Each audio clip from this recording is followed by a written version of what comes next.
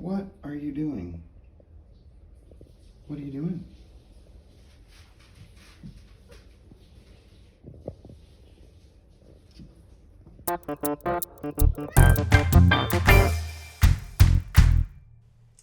Hey, and welcome to a Thursday Collection Connection, where we're still playing that game. It's just an excuse to talk about records. In Eric's last video, he talked about OMD, Orchestral Maneuvers in the Dark, their album The Pacific Age from 1986, I think. It's a really great record, not necessarily from their more lauded, critically lauded period. I visited AllMusic, and it seemed about the time that I started buying OMD, which was the album prior to this, Crush. They considered these low points in their discography, but I enjoy them. I think they're a good, solid, kind of synth pop, 80s synth pop, right up my alley. I like it.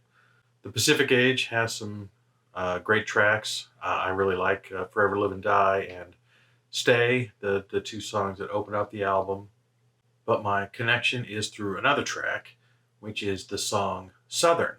Now, the thing about the song Southern is that it takes an old archival Martin Luther King speech and sets it to music.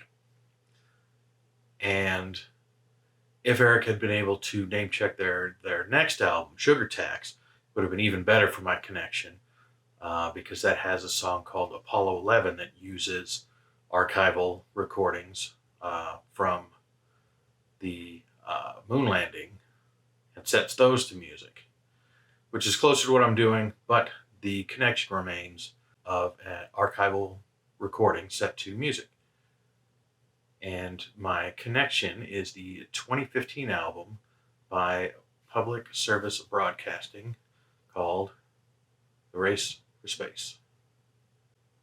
Now, Public Service Broadcasting, their whole shtick, for the most part, through their first couple albums, first few albums at least, is taking archival recordings and building musical tracks around them. This is their second album, and takes recordings from news broadcasts and such, and kind of charts from JFK's speech about going to the moon through the final moon landing. And it's really good. I bought it at a time when my daughter was into space. I was looking for things, some new things that we could both groove on musically, and it's good. I like it. It's I think it's a duo, but they were listed somewhere as a trio. I'm not sure who the third member is, but they are from London. They're out of London. They put out an album in either this year or 2021 called Bright Magic, which I have, which gets away from that formula a little bit. Nobody in the band sings, but they bring in some singers, more like something like Massive Attack often did.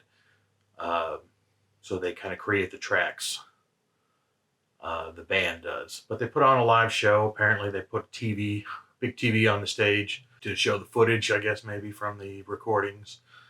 And it becomes a focal point. So they do this live, I guess.